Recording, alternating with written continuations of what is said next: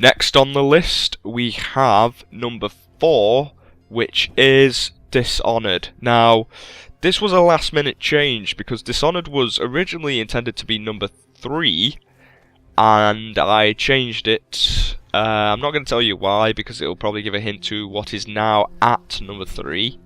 So I'll just carry on and tell you my opinions about Dishonored.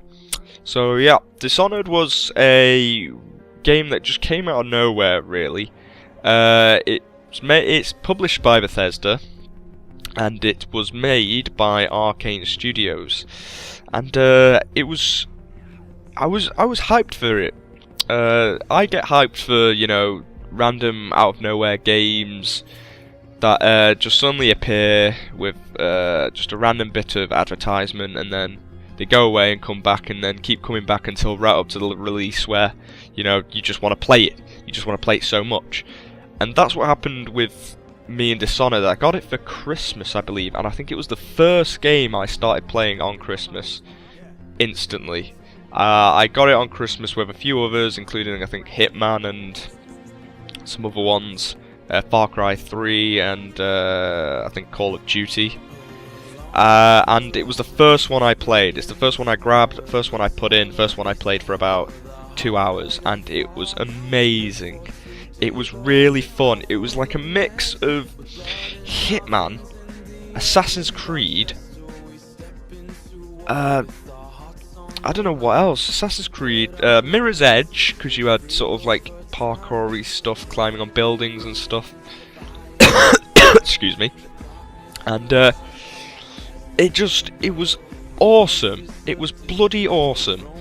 I loved the art style. It was in sort of that Borderlands BioShock Infinite style. I think this was released before BioShock Infinite, though. It was in that sort of style with like overly large appendages on people, so you had people with large hands but kind of smallish heads, or large heads.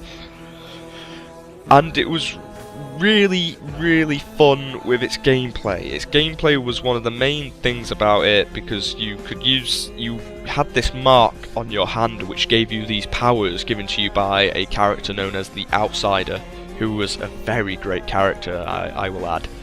And these powers you had to either unlock by finding runes, so there was actually a point to these powers, like BioShock, where you had to find Adam to pay for these powers, and you had all sort of different ones. You got one called Blink right off the start, which meant you could have a little targeter positioned somewhere in the location that you are, and you could then blink, sort of teleport to that position. So you could be on one rooftop and position this targeter over onto another rooftop, and then teleport to that side. And then you could upgrade it so you could go further, and you could do double jumps. You could see through walls. You could, if you killed someone without being detected, that body would disintegrate, so you wouldn't have to try and hide the body. And all these power-ups sort of worked with the different sort of way you'd go about it. So, for example, if you were going in with quite a murderous approach, you wanted to kill the guards and get them out of the way, you might want to adopt the kill shadow, I think it was called, the shadow kill, and that would disintegrate the body so they couldn't be found at all. So it saved you the hassle of having to dispose of the body and put it somewhere so people can't find it.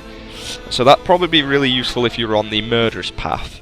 But if you were on the sort of keep everyone away from you, sort of stealth path, just slip through like a bat in the night, then you might want to adopt the special jump ability, the double jump, your blink, make your blink faster, and the dark eye, I believe it was called, which meant you could see through walls. They would help you to sort of slink past all the guards, and that's the really interesting way with these powers. So all these powers sort of had a way you could go about each different approach. So you could go with the sneaky approach or the killy approach, and all of these powers would help. And then came the core mechanics, pretty much the the free running and the sort of I don't really know about the sword action, the fighting, the weapon stuff. I don't really know about that much because I sort of went in mostly with a sneaky attempt. But when I did use the sword in a fight and when I did use the guns, it sort of worked quite well. The countering was pretty basic, but it was, you know, yeah, it was basic. Pretty much most of that bit with all the fighting and stuff was pretty basic unless you started using powers, sort of like Swarm, which would bring lots of rats, and all sorts of these different powers like Possession and all sorts like that. So the fighting without powers is pretty basic, including the gun. And then you had the crossbow, which you used for stealth in certain different ways, unless you wanted to use incendiary ammo. And those worked very well. You could use sleep darts, or you could take them out silently and kill them, and that would work with the shadow kill as well. And then you had, I think you had like these trip mines and stuff like that, grenades, I think, all these sort of like explosive and traps. And I didn't really use them again because I took the sort of silent approach, and when I did use the chaos approach, I didn't really use grenades and stuff. I just sort of killed people silently again, but I still killed a lot of people. And apart from all the gameplay without the powers was pretty basic. The free running was quite fun. It's quite fluid in the way you jumped up about the place. The double jump would help, using the double jump and the blink to your advantage, using all these powers combined with your enhanced abilities would really work well. It wasn't sort of really a jaded sense of you can't do this because you've got this, and these two won't work together just because, and the mechanics all break because you try and do this. It was basically experiment with these powers and see what you can achieve. And so that was really well done. And then onto the story. The story was quite a it was quite a surprise of how actually good it was. It was really good. That's why it's here at the top of my list, and it's because the story was it was really dark, and I like dark stories, if you've noticed, because the past like 5 games have included sort of dark stories or something. But it had this really sort of dark story in this sort of corrupt city. You start off as the bodyguard for the Empress. I think I can just tell you this part because this is pretty much the introduction to the game.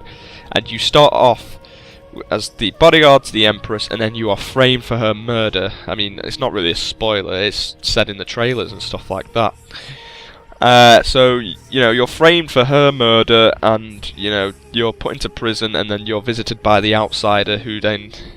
No, you break out of prison, and then you are visited by the outsider who gives you these powers. And then you go on this whole path of redemption and helping out the world to put the daughter of the Empress back on the throne. So it was really fun with all these sort of conspiracies, all these sort of this corruption. And it was really fun to see all of this being, you know, painted onto the world itself. You could see that this world was just corrupt, and it was crumbling, and society was breaking. You had all these sort of noblemen who would just, you know, spit on the poor, and these people with plague, and it was really horrible. It was like basically if it was a steampunk Victorian era. It was pretty much that, and it was amazing. I really got into the story. I was trying to figure out these things, trying to think, do I want to kill these people? Am I really a killer? Blah de blah de blah, all this sort of things, these thoughts go into my head. Do I really want to be this bad person? Do I really want these people to think of me as a bad person? But I still want to, you know, impress them. I still want to, you know, make them happy. I still want to, you know, save the world and stuff like that. So it really put these thoughts into your head, as if to say, you know, do you want to do this? Are you sure you want to do this? Because, you know, you can do something else. And, you know, I did. I chose the other options. I chose to not pretty much kill everyone. and I think I succeeded, apart from killing one river crust, which screwed it up, which I don't think should have counted. But yeah, the story was, you know, held together well, especially by the characters. Some of the characters were really, really good, especially the Outsider. The Outsider was amazing. He was sort of this, I'm going to say, entity who would visit you at these shrines or in your dreams, I'd say. And he's the one who gave you the power, and it was just a really interesting character. It was sort of like G-Man from Half-Life. It was sort of this sort of elusive character that you don't really know much about, but he's got this sort of monotone voice, and he's sort of like, he's really interested in you, and he watches you, and he surveys you, and it was really great to, you know, interact with this character, the Outsider, and it was really fun to hear his dialogue. He had some really sort of deep dialogue, which was full of metaphors and all this sort of stuff, and he commented on the choices you made. So if you saved someone, or killed someone else, he'd be like, "Oh, killing them and then saving this person, you're interesting," in sort of this sort of really sort of elegant way with his speech, and it was amazing. I really loved that character. It was probably like one of my top characters of last year. But apart from all of that, characters, gameplay, the music was great, especially the end credits song. The end credits song was amazing. The What Do You Do With a Drunken Whaler song, that's pretty cool. The atmosphere, there wasn't really much of an atmosphere in terms of trying to, except it gave you the sense of corruption with all the areas, the locations, because the locations look beautiful, especially when mixed with this art style. And then you know, you did get that sense of corruption and stuff, but that was pretty much it for atmosphere. And sound design was great. You could hear all these things happening. I'm not really that good on, you know, reviewing sound design. I am good with pretty much everything else, but sound design, I don't really focus on the sound of, what sound does it make when I hit sword against sword? Hey, it makes a sword sound. I don't really go yay over that. But apart from all of that, Dishonored is a really good first-person, free roam, parkour, Assassin's Creed, Mirror's Edge, BioShock, Half-Life, every single, pretty much most games combined into one to make this awesome, awesome game with a very mysterious and dark story of corruption and redemption. And it just had some great characters, great everything, and that is why it is at number 4 on my list. I definitely recommend that you get it. I also recommend, which I haven't recommended for a few videos, which I apologise for, to see Carry On Plays' top 25, because he's been doing this alongside me. He's got some really interesting choices, and I look forward to seeing his number 4. So yeah, Dishonored is at number 4 on my list.